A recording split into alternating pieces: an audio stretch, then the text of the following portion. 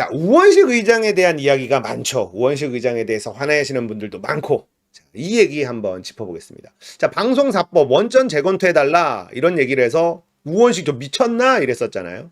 저는 요거 좀 더 지켜보자 라고 했습니다. 우원식은 수박은 아니니 캐비넷인지 아닌지 뭐 이런 거 좀 보려면 시간이 필요하다라고 말씀을 드렸고, 이 상황에서 민주당에서 우원식 중재안 수용 얘기가 나왔어요. 이제 수용하는 과정, 요거의 또 워딩을 좀 봐야 됩니다. 디테일한 워딩을. 자, 의원총회를 열고 우원식 의장의 제안에 대해서 논의를 했다. 민주당 의원들은 정부가 공영방송 이사 선임 절차를 중단할 경우 우 의장의 제안대로 방송사법 본회의 처리를 보류하고 범국민협의체에서 함께 방송법을 논의할 의지가 있다고 동의했다. 노종면 원내대변인은요, 의장이 제안한 협의체가 구성된다면 정부 여당이 방송통신위원회에서 진행되는 모든 절차를 중단하고 범국민협의체 구성에 들어가면 저희도 당연히 들어간다는 입장이다. 의장이 24일을 시한으로 제시했으니 어제부터 일주일인 24일까지 저희는 다른 요구를 하지 않을 것, 이런 얘기를 했습니다.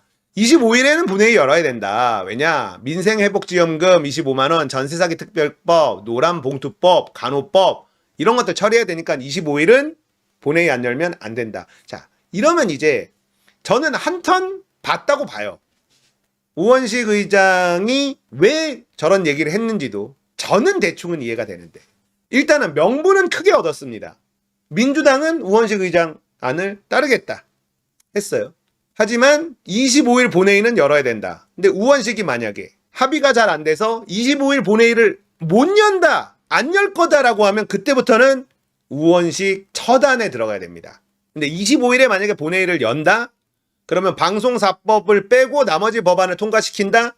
그러면 전략일 가능성이 매우 높다라고 저는 개인적으로 보는 겁니다. 근데 추경호, 우원식 의장 중재안 거부했어요.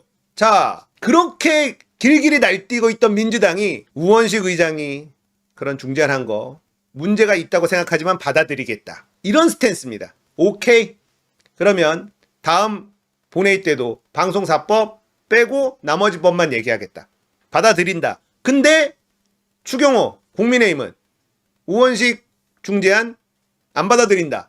자, 이러면 모양새가 어떻게 돼요? 협치하려는 건 민주당이고요, 안 하는 건 국민의힘인 거예요. 모양새는 이런 모양새가 나왔습니다. 이런 얘기를 하시는 분들이 있어요. 저것들하고 무슨 명분 찾기를 하냐, 인간 같지도 않은 것들하고 명분 쌓기라고 얘기하는 놈들, 그놈들이 범인이다, 간첩이다, 뭐 이런 얘기하는 분도 계세요. 문제는요, 총선이나 지선이나 이런 이슈면 명분 쌓기 할 필요 없습니다. 왜냐? 한 표만 이기면 되니까. 51대 49면 다 먹으니까요. 근데 탄핵은 달라요. 대통령 탄핵으로 가는 전국이기 때문에 끊임없는 명분 쌓기가 필요하다라고 저는 개인적으로 생각합니다. 자, 우원식의 중재안에 그 안을 들여다보면 지금 민주당이 방송사법을 통과시킨다 한들 거부권하고 하면 지금 박문진 이사를 교체하는 이놈들의 스케줄을 막을 수 있는 방법이 없어요.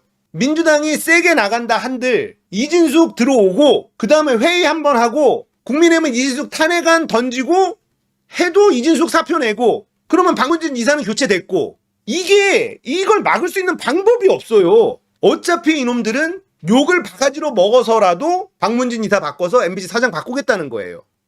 네. 근데 그걸 막을 수 있는 방법이 현재로서는 없다는 겁니다. 물론 민주당 내에서 이거에 대한 고민을 하고 전략을 짜고 있겠지만 이 상황에서 민주당 입장에서는 명분이라도 차곡차곡 쌓아가는 거 저는 의미 있다고 봐요. 명분이 필요합니다. 탄핵으로 가고 있잖아요, 우리는.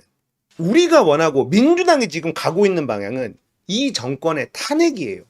탄핵은요, 민주당 지지자만으로 이루어질 수 없습니다. 불가능하죠.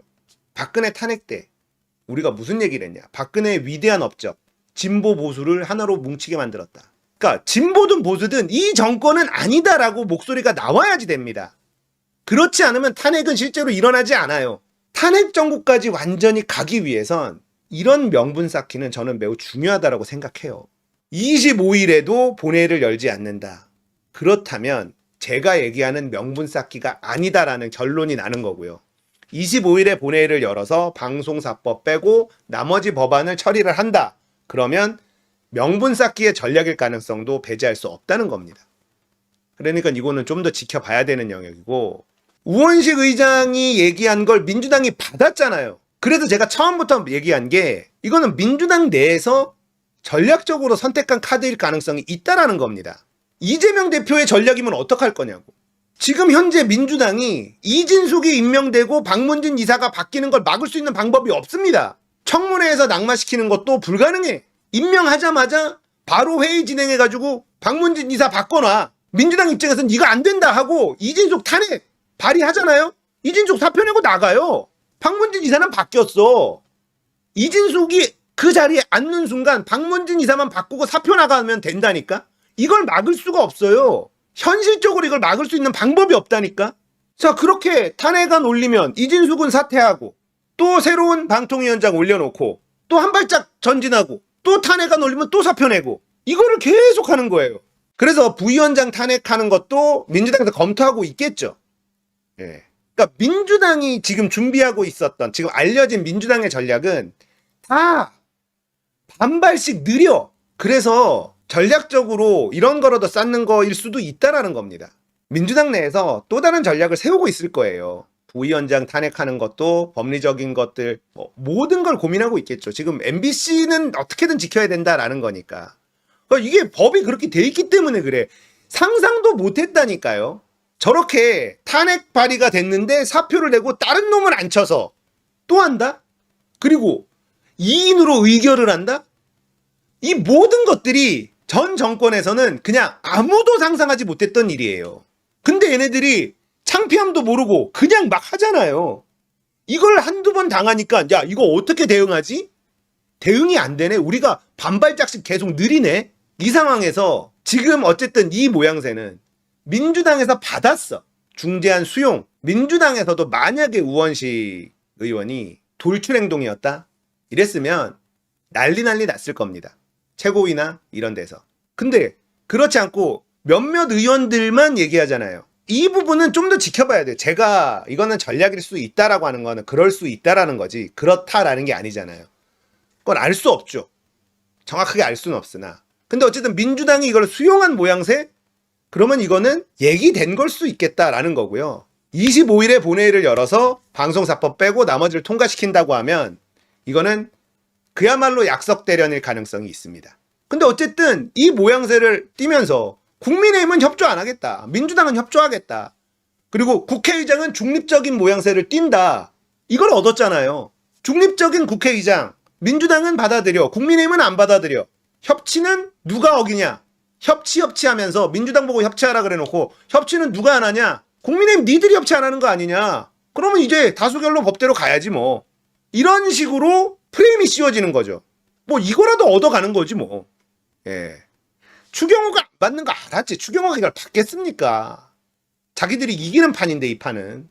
추경호 안 받는 거 뻔한데. 그러니까 우원식 국회의장이 이 얘기를 했을 때 사람들이 왜 화를 냈냐? 아니 그걸 국민의힘이 받겠니? 그걸 지금 중재안이라고 내놓은 거야? 이것 때문에 화를 냈다고. 아 당연히 안 받는 걸 알았지. 그걸 왜 몰랐겠어요. 그래서 저는 이건 화낼 타이밍은 좀 더 이따가 화내도 된다라고 말씀드린 겁니다. 우원식이 수박일 수도 있어. 캐비넷 때문에 이렇게 한 걸 수도 있어. 이거는 누가 알아. 장담 못하는데 25일에 본회의를 여는지 안 여는지 봅시다. 이걸 보고 25일에 열면 민주당 내에서 이재명 대표 하에 일어난 전략일 가능성도 있는 거예요. 예. 굿캅, 배드캅 역할. 국회의장은 중립적이다 라는 포장지를 계속 씌우고 민주당은 중립적인 국회의장이 불만이 있지만 그래도 따라간다 라는 모양새를 갖추고 국민의힘은 받을 수 없는 거를 계속 던져. 그러면 협조 안 하는 건 계속 협조 안 하는 거는 국민의힘. 이거라도 가져가는 거죠. 그럴 수 있다는 겁니다. 그러니까 제가 말씀드리는 게 만약 이게 이재명 대표의 머릿속에서 나온 전략이라면 어떡할 거냐는 거예요. 그럴 가능성도 배제할 수는 없는 거 아닙니까?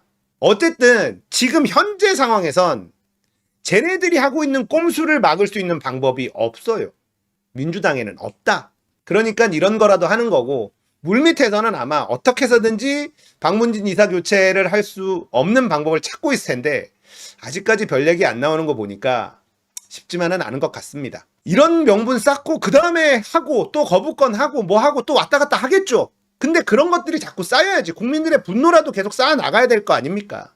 그러니까 지금 현재 우원식에 대한 화를 내는 건 아직 이르다.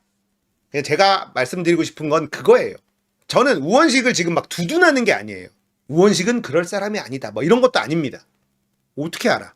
좀 더 지켜보고 화를 내야지 됐다는 겁니다. 그러니까 우리가 우원식한테 막 화를 내고 있으면 쟤네들은 좋잖아. 지들끼리 싸운다. 이럴 거 아닙니까?